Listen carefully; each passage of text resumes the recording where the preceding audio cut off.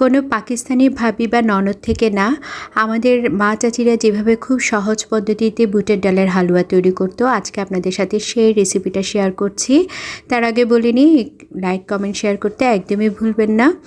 তো এখানে আমি 1 কাপ বুটের ডাল নিয়েছি। এটা আমি পানিতে ভিজিয়ে রাখবো 4 ঘন্টা। 4 ঘন্টার বেশি রাখলে আপনারা নর্মাল ফ্রিজে রাখবেন। 1 কাপ বুটের ডালের জন্য আমি 2 কাপ লিকুইড দুধ নিয়েছি। দুধের মধ্যে দিয়ে আমি এটাকে সেদ্ধ করে নিব। আর একটু পানি থাকা থাকা অবস্থায় নামাবো। আর বুটের ডালটা দেখতে পাচ্ছেন ঠিক এই পর্যায়ে আসলে তখন আমরা নামিয়ে নিব।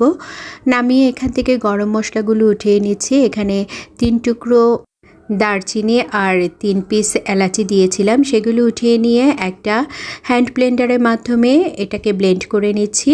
পানিটা থাকার ফলে এটা খুব তাড়াতাড়ি সহজে ব্লেন্ড হয়ে যাবে। আপনারা চাইলে এটা শিলপাটায়ও বেটে নিতে পারেন বা যে যার যার মতো করে বেটে নিতে পারেন। আর একটু পানি পানি থাকলে আপনাদের এই কাজটা করতে সুবিধা হবে। আর যখন একদম ব্লেন্ড করা হয়ে যাবে তখন কিন্তু এই পানিটা থাকবে না, দেখতে পাচ্ছেন। এবার আমি একটা প্যানে 1/4 কাপ ঘি নিয়ে নিচ্ছি। আর যদি লাগে পরে আরও দেব, তবে আমার 1/4 কাপ ঘিতে হয়ে গিয়েছিল। এরপর এখানে আমি সেই বেটে রাখা ডালটা দিয়ে দিচ্ছি। আর এখন হচ্ছে আসল কাজ, এটাকে অনবরত নেড়ে চেড়ে আমাদের কুক করতে হবে। তো ঘিয়ের মধ্যে প্রথমে ডালটা ভেজে নিতে হবে। যখন ভাজতে ভাজতে একটা স্মেল বের হবে, ডালের একটা গন্ধ থাকে, সেটা দূর হয়ে একটা ঘিয়ের সুগন্ধ বের হবে, সে পর্যায়ে আমাদের চিনি এবং অন্যান্য উপকরণগুলো মেশাতে হবে। তো এই কাজটা একটু কঠিন, একটু সময় লাগে আপনাদের। এইখানে হচ্ছে যত ধরনের ঝামেলা, আসলে একটু সময় নিয়ে এই কাজটা করতে হবে। তো আমি অনেকক্ষণ নাড়াচাড়া করে যখন আমি সেই ঘিয়ের স্মেলটা পাচ্ছি তখনই আমি চিনি মিশাচ্ছি।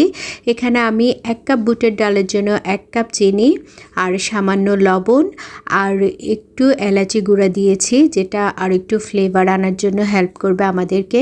তো সব কিছু দিয়ে চিনিটা দেওয়ার পরে কিন্তু পানি বের হয়ে যায়। আর এই হচ্ছে কাজ, নাড়তেই থাকো নাড়তেই থাকো, মানে হাতের 12টা বাজা পর্যন্ত নাড়তেই হবে। আর হচ্ছে একটু জর্দার রং দিয়েছি।